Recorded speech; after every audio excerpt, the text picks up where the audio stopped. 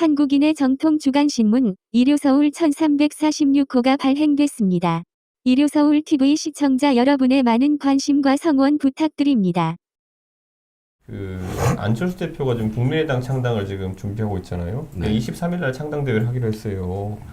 근데 안철수 대표 쪽 인사 중에서 저랑 친한 몇몇 인사들이 사실상 뭐 지난 한두 달 동안 이 보수대 통합 참여나 아니면 연대 이런 거에서 고민을 같이 해왔거든요. 그래서 이제 그 얘기를 제가 이제 가서 이제 최고위나 이런 데서 얘기를 하려고 하니까 너도 그런 사람도 있었냐? 나한테도 그런 사람들이 있었어. 라고 하는 반응이 되게 많았어요. 이거 하디신데? 네, 그래가지고 지금 나 안철수 의원에 대해서 굉장히 그 창당하는 과정에 대해 가지고 23일 이전에 격변 사태가 일어날 수 있다라는 생각을 좀 하게 되더라고 보니까. 23일이 창당일인데 네. 지금 안철수 대표의 가장 큰 문제는 창당일에 몇 명의 국회의원이 본인과 함께 할 것인가 네. 에 있어가지고 우리가 지금 일반적으로 우리 안철수계 비례대표 6 플러스 권은희 의원까지 해서 7명은 맞다라고 생각하고 있었는데 네. 아닌 것 같아요.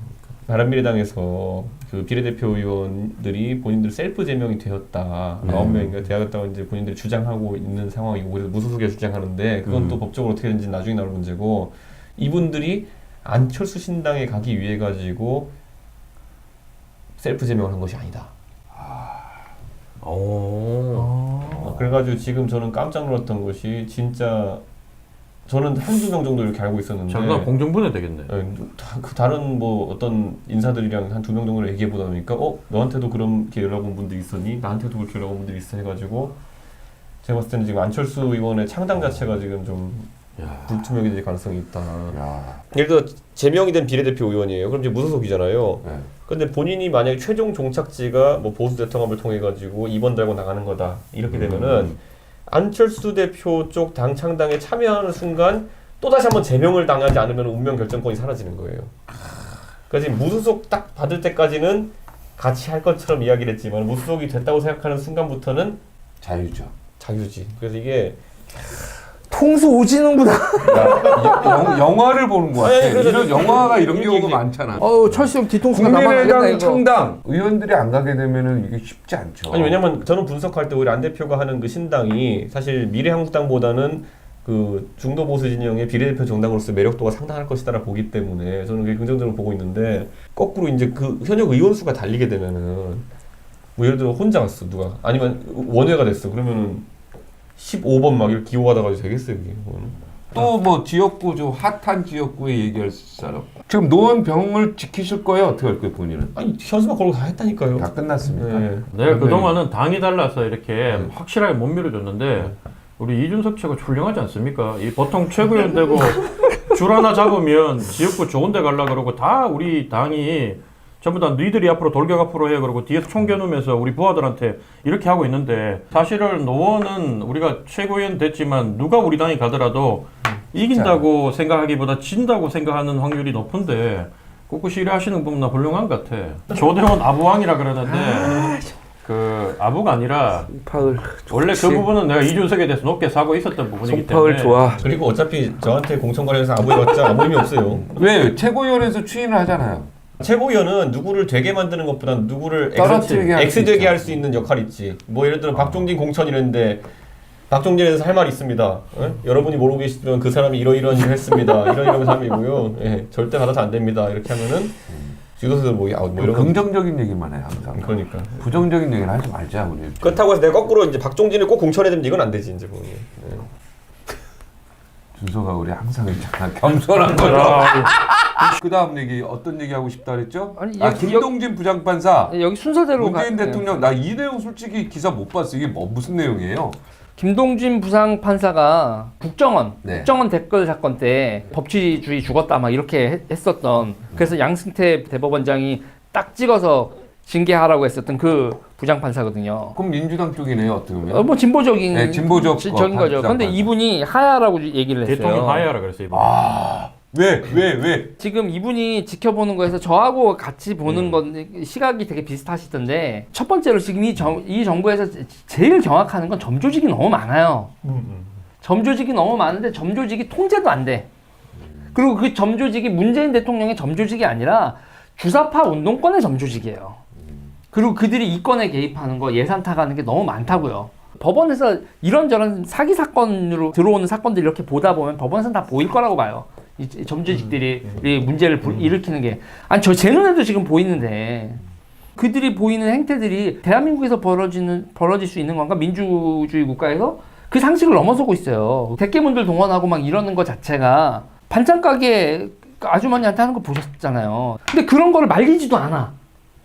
말리지도 않는다고요. 자기 지지자한테 그런 행동을 멈추라는 얘기를 안 한다고요. 그러니까 이런 식의 행태들을 보면 이거는 파시즘이죠. 그렇지. 파시즘이죠. 그러니까 이거에 대해서 민주주의를 지키는 판사 입장에서 이런 식으로 국기를 문란시키면 당신 하야라고 얘기할 수 있는 거지. 해야 되는 거고. 저는 그 문재인 정부에서 그 제가 뭐 아까 대깨문이 폈던 애국진보 뭐 교묘하게 그 파시즘과 그리고 반일과 거기다가 뭐 무슨 검찰 개혁이라는 구 하나 달고 이렇게 많이 형성된 애국진보 요 세력 처리 못하면은 저는 애국진보의 어쨌든 난동에 문재인 정부 지난번에 얘기했지만 직면하게 될 것이고 그 김판사 같은 경우에는 이 하야나 아니면 탄핵을 염두에 둔 말은 하지만은 저는 그래서 밀란 얘기 한 거예요. 이게 지금 제어가 안 되는 상황 정도인 게 아니 아까 우리 얘기했던 김남국 변호사 논란이라는 것도 김남국 변호사가 뭐 법조인으로서 그런 뭐 이력이라는 이런 게 부각된 것이 아니라 조국 수호 집회 사회 본 거랑 그다음에 조국 백서 만드는 걸로 아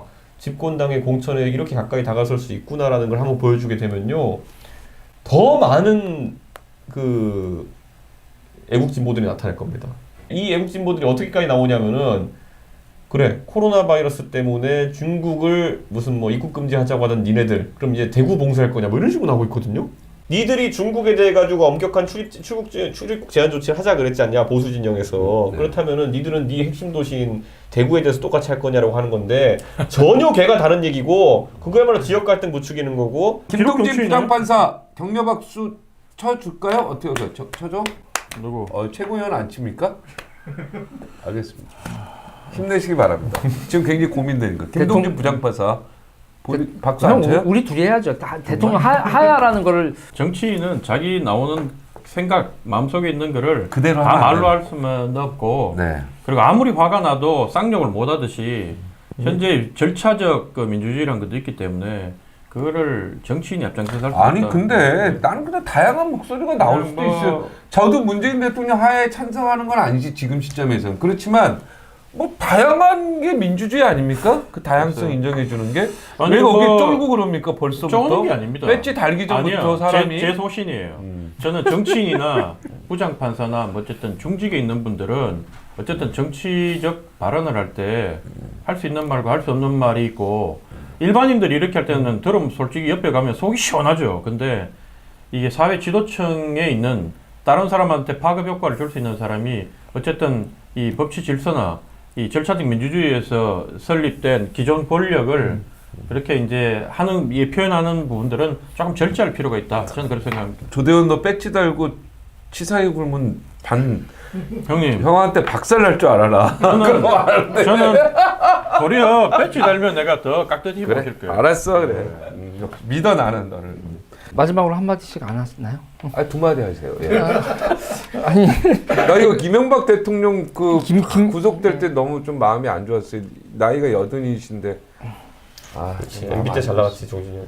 저는 이 구속되는 거 이거 보면서 제가 민주당 사람들한테 이런 얘기했어요. 이게 남일 같니? 다스는 이명박 거다 이거 아니에요. 그 판결의 유지가. 그러면 너희들 차명회사는 계속 차명회사일 수 있을까?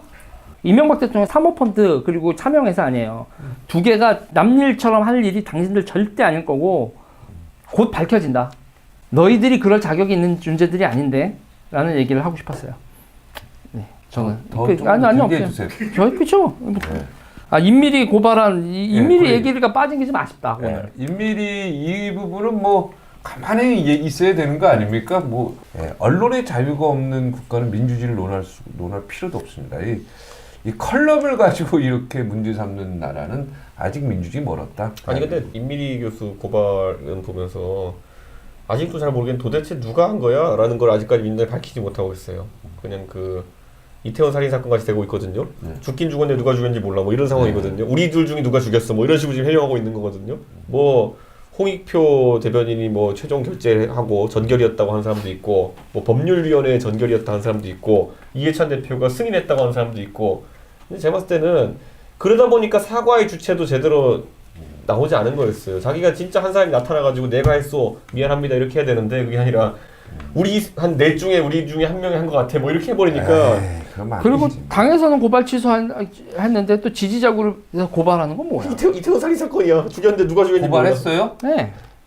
아, 그러니까 임미리 교수 괴롭히는 건 계속되고, 그리고 이 사과도 깔끔하게 사과가 아니고 계속 토달고 민기적거리고. 이해찬 대표는 안 했잖아요. 안 하고 그 요즘 표정 보면 아주 이 막 짜증 섞인 표정을 많이 보여요. 방송 카메라 비췄을 때 기자들이 자꾸 질문하고 이러니까. 그래서 저런 것들을 봤을 때 우리가 옛날에 그 망할 때 저러면 안 되는데 저러면 안 되는데 이 상식을 가진 젊은 사람들은 정말 그런 생각 많이 했거든요. 결국 그러다가 이 바른말이 들어가지 못하고 차단된 상태에서 망했듯이 여기도 마찬가지. 지금 참 대통령이 정확한 이 민심을 못 파악하고 그 지금 이 참모들한테 둘러싸여 가지고 이 문제 핵심을 못 보고 계속 겉돌고 있다는 느낌 많이 들어요. 그래서 이 정권이 위기다 보니까 우리한테는 뭐 저기 덕이 된다, 성갑도 덕이 된다 그러지만 국민들은 그러면 국민들 참 힘들잖아요. 그렇다고 막 우리 미래통합당이